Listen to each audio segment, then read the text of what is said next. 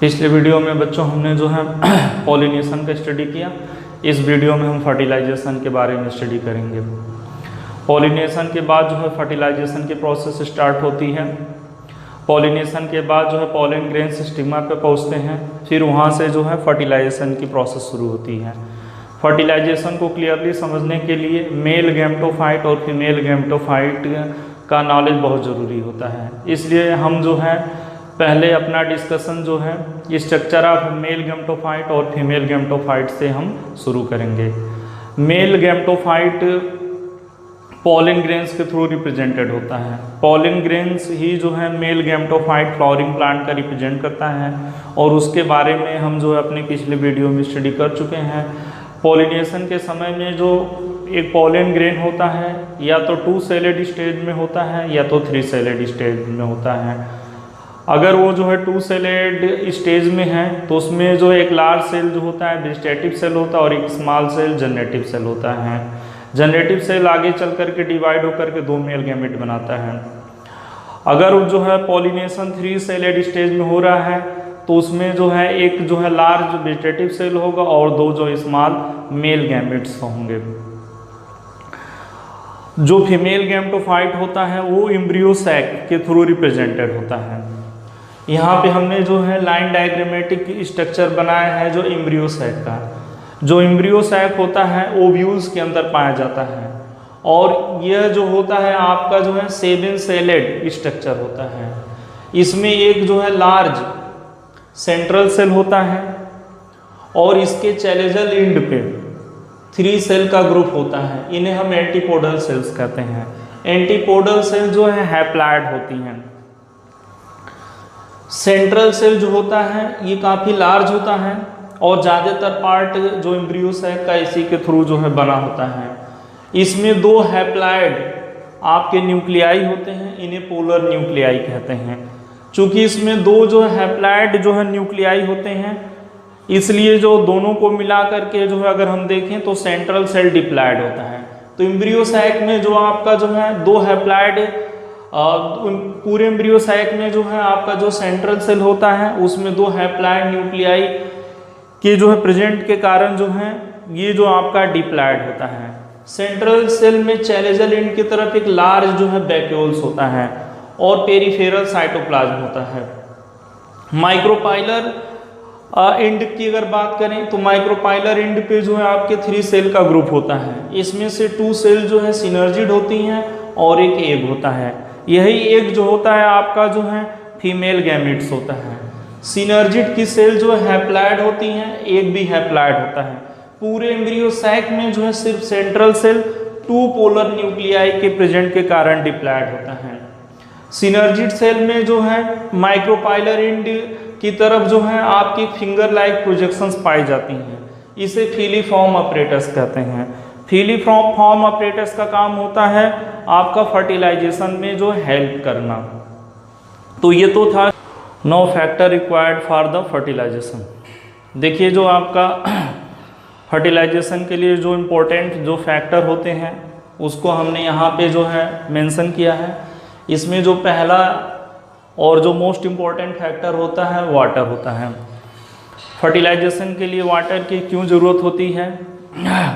ऐसा इसलिए होता है कि जब पॉलन ग्रेन्स स्टिग्मा पे लैंड करते हैं तो पॉलन ग्रेन्स के जर्मिनेशन के लिए वाटर बहुत ज़रूरी होता है। सबसे पहले जो है पॉलन ग्रेन्स के जर्मिनेशन के लिए पॉलन ग्रेन्स का हाइड्रेशन बहुत ज़रूरी होता है। इसलिए जो स्टिग्मा पे लैंड करने के बाद जो पॉलन ग्रेन्स होते हैं वाटर एब्जॉर्ब करते हैं और वे वाटर एब्जॉर्ब करने के बाद जो है स्वेल अप करते हैं और फिर जो है पॉलन जर्मिनेशन की प्रोसेस स्टार्ट होती है। तो वाटर बहुत ज़रूरी होता है आपका जो है पॉलन जर्मिनेशन के लिए, क्योंकि वाटर एब्जॉर्ब करने के बाद जो है जो इनएक्टिव साइटोप्लाज्म होता है पॉलन ग्रेन्स का एक्टिव हो जाता है, जिससे पॉलन जर्मिनेशन जो आपकी शुरू होती है। सेकेंड जो होता है फैक्टर शुगर। शुगर बहुत ज़रूरी होता है आपका जो है पॉलन जर्मिनेशन के लिए। कई टाइप के शुगर जो होते हैं आपके प्लांट्स में पाए जाते हैं, उसमें से सुक्रोज जो होता है वो पॉलन जर्मिनेशन के लिए जो है बहुत इम्पोर्टेंट होता है। या हम ऐसे कह सकते हैं कि जो शुगर आपका पॉलन जर्मिनेशन में इन्वॉल्व होता है वो सुक्रोज होता है। शुगर जो होता है आपका दो इंपॉर्टेंट रोल प्ले करता है। पहला जो रोल शुगर के थ्रू प्ले किया जाता है, it regulate osmotic pressure of pollen grains. ये पॉलन ग्रेन्स की ऑस्मोटिक प्रेशर को रेगुलेट करता है, जिससे जो है वाटर की अमाउंट जो है पॉलन ग्रेन्स में जो रेगुलेट होती है। अगर जो है आपका जो है राइट जो है कॉन्सेंट्रेशन में शुगर न हो पॉलन ग्रेन्स में, तो वाटर एब्जॉर्प्शन के कारण पॉलन ग्रेन्स ब्रस्ट कर सकता है। Second, it provide energy. Sugar जो होता है आपका जो है एनर्जी पॉलन ग्रेन्स को प्रोवाइड करता है। थर्ड जो आपका एलिमेंट जो रिक्वायर्ड होता है वो बोरॉन।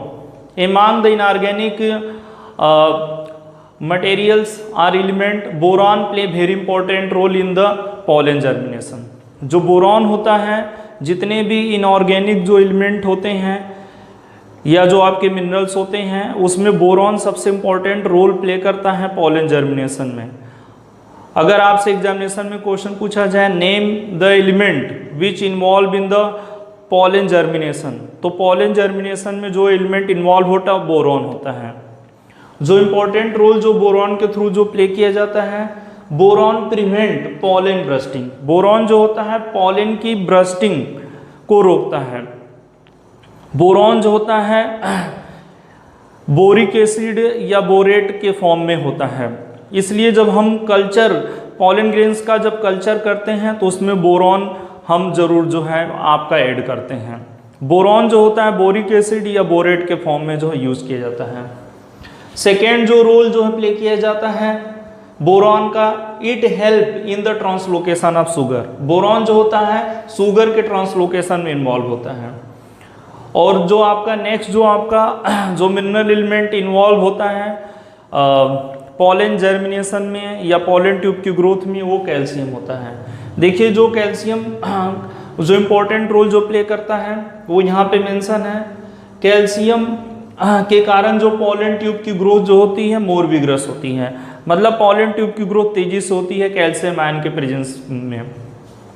सेकेंड जो रोल जो कैल्शियम के थ्रू प्ले किया जाता है, pollen tube growth is more straight and rigid. जो पॉलन ट्यूब की ग्रोथ जो होती है ज़्यादा स्ट्रेट होती है और रिजिड होती है।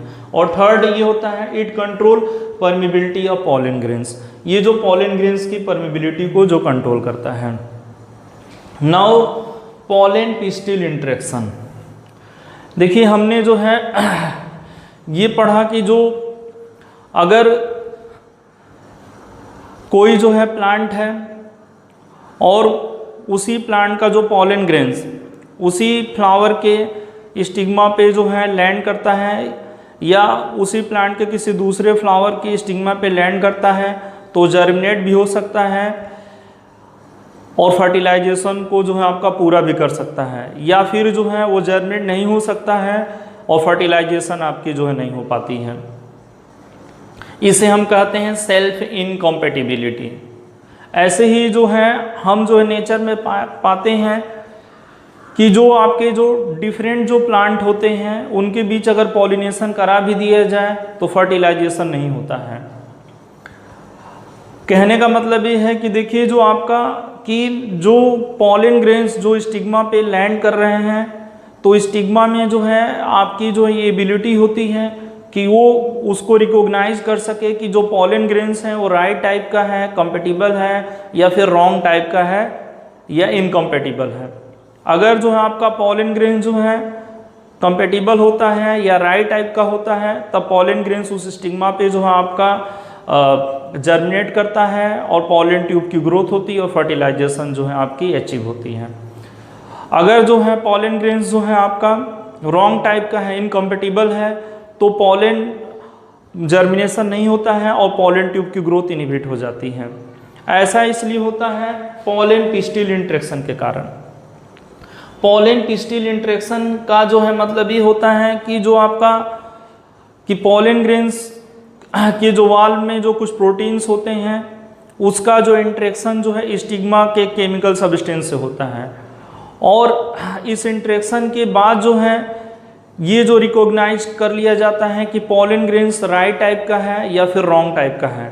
अगर पॉलन ग्रेन्स जो है आपका राइट टाइप का होता है जिसे हम कंपेटिबल पॉलन कहते हैं, तब उसकी जो है जर्मिनेशन होती है और पॉलन ट्यूब ग्रो करता है और फर्टिलाइजेशन पूरा होता है।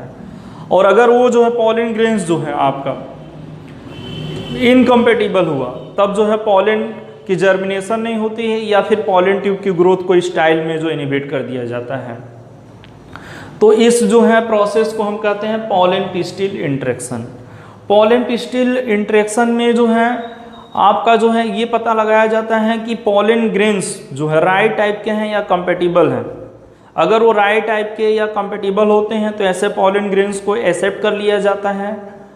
एक्सेप्ट कर लेने का मतलब होता है कि पॉलन ग्रेन्स अब उस स्टिग्मा पे जर्मिनेट करेगा, पॉलन ट्यूब की ग्रोथ होगी और फर्टिलाइजेशन पूरा होगा। अगर वो पॉलन ग्रेन्स रॉन्ग टाइप का होता है तो या तो पॉलन की जर्मिनेशन को इनहिबिट कर दिया जाता है या फिर पॉलन ट्यूब की ग्रोथ को इस स्टाइल में इनहिबिट कर देते हैं। तो पॉलन पिस्टिल इंटरेक्शन के बाद जो है ये रिकॉग्नाइज कर लिया जाता है कि पॉलन ग्रेन्स राइट टाइप के हैं या फिर रॉन्ग टाइप के हैं। अगर राइट टाइप के होते हैं तो उसे एक्सेप्ट कर लिया जाता है, इसे कहते हैं एक्सेप्टेंस। और अगर रॉन्ग टाइप का होता है तो उसे फिर रिजेक्ट कर दिया जाता है, इसे कहते हैं रिजेक्शन रिएक्शन कहते हैं। और ये जो होता है पॉलन वॉल में प्रेजेंट जो है आपके प्रोटीन्स और जो है स्टिग्मा के जो केमिकल सबस्टेंस के बीच जो है इंटरेक्शन के कारण जो आपका होता है। Now pollen grains germination. Pollen grains का जर्मिनेशन स्टिग्मा के सरफेस पे होता है। इसके लिए स्टिग्मा जो होती है सूटेबल मीडियम प्रोवाइड करती है। अगर पॉलन ग्रेन्स कंपेटिबल होते हैं तो स्टिग्मा उसे एक्सेप्ट करती है और उसके जर्मिनेशन को अलाउ करती है।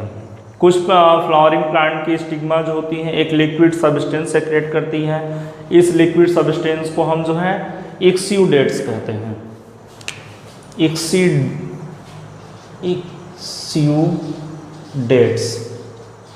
ये ऑर्गेनिक कंपाउंड का कॉम्प्लेक्स मिक्सचर होता है और इसका फंक्शन होता है पॉलन जर्मिनेशन में हेल्प करना। इसके अलावा ये पॉलन रिटेनेशन में भी हेल्प करता है। जो स्टिग्मा की जो एपिडर्मिस होती है वो हेयर लाइक स्ट्रक्चर प्रोड्यूस करती है जिसे स्टिग्मेटिक पैपिली कहते हैं। ये स्टिग्मेटिक पैपिली जो होती है पॉलन ग्रेन्स को कैच करने में हेल्प करती है। इसके अलावा पॉलन ग्रेन्स इसी के सरफेस पे आपके जर्मिनेट करते हैं। जब पॉलन ग्रेन्स का जर्मिनेशन होता है तो उस समय पॉलन ग्रेन्स वाटर एब्जॉर्ब करके स्वेलअप होते हैं और इसकी जो इंटाइन जो होती है जर्मपोर के रास्ते पॉलन ट्यूब के फॉर्म में जो है ग्रो करती हैं। इसी बीच जो है आपका जनरेटिव जो सेल होता है डिवाइड होता है माइटोसिस सेल डिवीजन से और 2 हैप्लॉइड मेल गैमेट बनाता है। और जो आपका वेजिटेटिव सेल का न्यूक्लियस भी जो है इस पॉलन ट्यूब में आपका जो है माइग्रेट कर जाता है। 2 जो मेल गैमेट और वेजिटेटिव न्यूक्लियस और आपका साइटोप्लाज्म जो है पॉलन जो है ट्यूब में आपके जो है प्रेजेंट होते हैं। पॉलन ट्यूब की ग्रोथ इसके एपिकल रीजन से होती है, यहीं से पॉलन ट्यूब तेजी से ग्रो करता है। जैसे जैसे पॉलन ट्यूब ग्रो करता है इसकी जो है लेंथ बढ़ती जाती है तो जो है आपका कैलोज प्लग बनने के कारण जो इसका ओल्डर पोर्शन जो होता है यंगर पोर्शन से सेपरेट हो जाता है। और ऐसे कैलोज प्लग कई बनते हैं जिससे जो आपका पॉलन ट्यूब पूरी लंबाई में अपने जो है छोटे छोटे कंपार्टमेंट में बटा दिखता है। कैलोज प्लग का काम ये होता है कि जो यंगर रीजन का साइटोप्लाज्म होता है उसके बैकवर्ड फ्लो को प्रिवेंट करना। पॉलन जो ट्यूब होते हैं स्टिग्मेटिक टिश्यू को पेनेट्रेट करते हुए स्टाइल में एंटर करते हैं, फिर स्टाइल के थ्रू जो है ये आपके ओवरी में और फिर ओवरी से जो है आपका जो है ओव्यूल में एंटर करते हैं। जब ये पॉलन ट्यूब जो है ओव्यूल में इंटर करता है तब इसमें जो है आपका जो है वेजिटेटिव न्यूक्लियस होता है और 2 मेल गैमेट होते हैं और बहुत सारा जो है आपका साइटोप्लाज्म होता है। ये पॉलन ट्यूब जो होता है फिलीफॉर्म अपरेटस के एपिकल रीजन के थ्रू जो है आपका जो है एम्ब्रियो सैक में इंटर करता है। पॉलन जो ट्यूब होता है मोस्टली ओव्यूल में जो है माइक्रोपाइल के थ्रू जो है आपका इंटर करता है। अगर पॉलन ट्यूब जो है ओव्यूल में माइक्रोपाइल के थ्रू अगर इंटर करता है तो इसे हम जो है पोरोगैमी कहते हैं। बट कुछ प्लांट में ये चैलेजा के थ्रू भी इंटर करता है। अगर ये चैलेजा के थ्रू इंटर करता है तो इसे चैलेजोगैमी कहते हैं। और अगर ये जो है इंटीग्यूमेंट के थ्रू जो है पेनेट्रेट करता है ओव्यूल में या इंटर करता है तो इसे मीजोगैमी कहते हैं। लेकिन मोस्टली जो है आपकी पोरोगैमी होती है, जिसमें पॉलन ट्यूब जो है ओव्यूल में माइक्रोपाइल के थ्रू इंटर करता है। पॉलन ट्यूब एम्ब्रियो सैक में जो है फिलीफॉर्म अपरेटस के जो एपिकल पोर्शन के थ्रू जो है इंटर करता है। जनरली जो होता है आपका जो है पॉलन ट्यूब जो होता है एक सिनर्जिड के थ्रू जो है आपका इंटर करता है। जिस सिनर्जिड के थ्रू जो है पॉलन ट्यूब इंटर करता है वो जो है आपका पॉलन ट्यूब के एंट्री से पहले ही डिजनरेट होना शुरू कर देती है, जबकि जो दूसरी सिनर्जिड जो होती है फर्टिलाइजेशन के बाद जो है आपकी डिजनरेट करती है। फिलीफॉर्म अपरेटस का जो काम होता है ये कुछ केमिकल अट्रैक्टेंट रिलीज करती है और ये गाइड करती है जो है पॉलन ट्यूब की एंट्री को जो है वो एम्ब्रियो सैक में फॉर द फर्टिलाइजेशन। जो पॉलन ट्यूब होते हैं आपके जो है सिनर्जिड के थ्रू जो है आपके जो है इंटर करते हैं, और जो पॉलन ट्यूब जो होता है कभी भी जो है सिनर्जिड के बियॉन्ड ग्रो नहीं करता है। जब ये आपका जो एम्ब्रियो सैक में पेनेट्रेट कर जाता है तो जैसा कि हमने बताया कि जिस सिनर्जिड में ये जो है आपका इंटर करता है वो डिजनरेट करना शुरू कर देती है, जबकि दूसरी सिनर्जिड जो है आपकी जो है इंटैक्ट बनी रहती है। जब ये आपका जो है सिनर्जिड में पेनेट्रेट कर जाता है तो जो है एक सब टर्मिनल पोर क्रिएट, यहाँ पे सब टर्मिनल पोर जो है आपका इसमें क्रिएट होता है। इसके थ्रू जो है आपके जो है ये दोनों मेल गैमेट और वेजिटेटिव न्यूक्लियस और आपका जो है बहुत सारा जो है आपका पॉलन ट्यूब का साइटोप्लाज्म सिनर्जिड सेल पे जो है रिलीज कर दिए जाते हैं। सिनर्जिड का साइटोप्लाज्म और जो है पॉलन ट्यूब का साइटोप्लाज्म की मिक्सिंग नहीं होती है।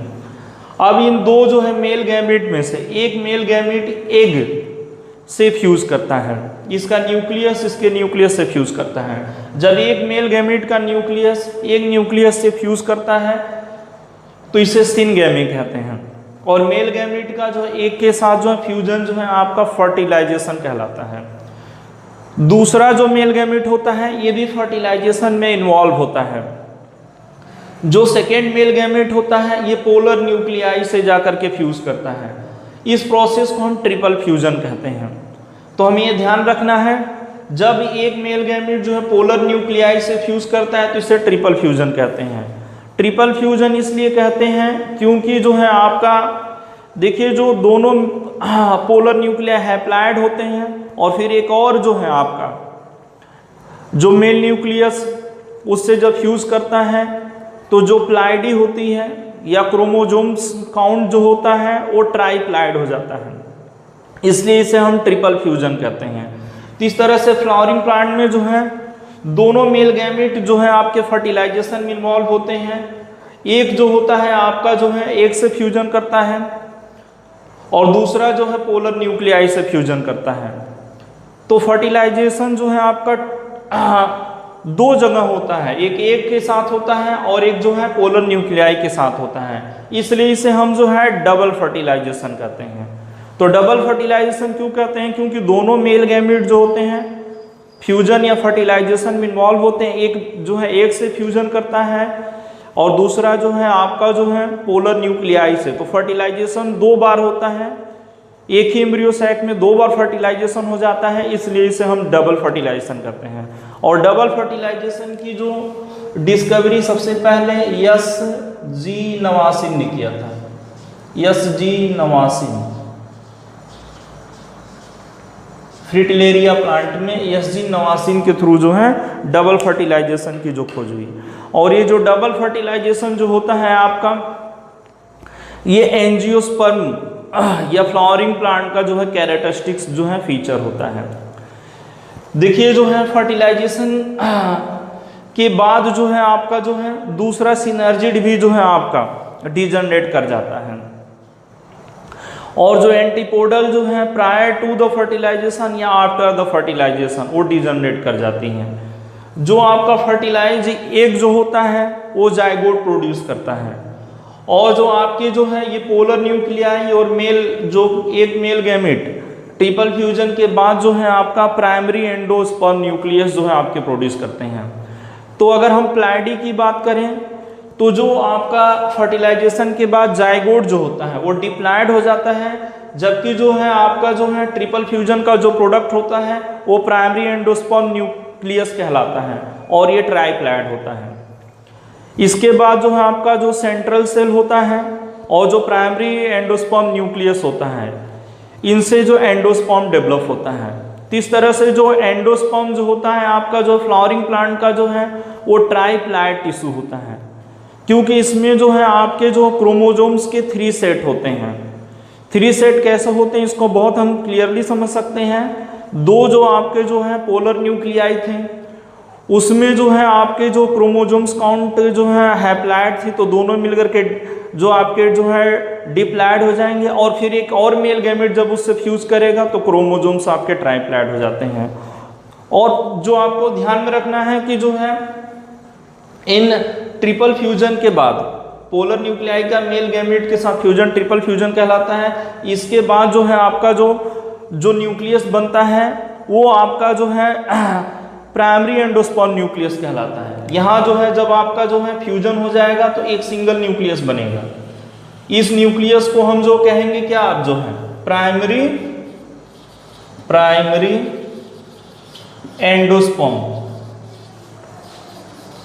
एंडोस्पर्म न्यूक्लियस, क्योंकि इस न्यूक्लियस के थ्रू जो है आपका एंडोस्पर्म का फॉर्मेशन होता है। इसलिए फर्टिलाइजेशन के बाद जो सेंट्रल सेल जो होता है ट्राइप्लाइड हो जाती है, और इस सेंट्रल सेल और जो प्राइमरी एंडोस्पर्म न्यूक्लियस से जो आपका एंडोस्पर्म का डेवलपमेंट होता है।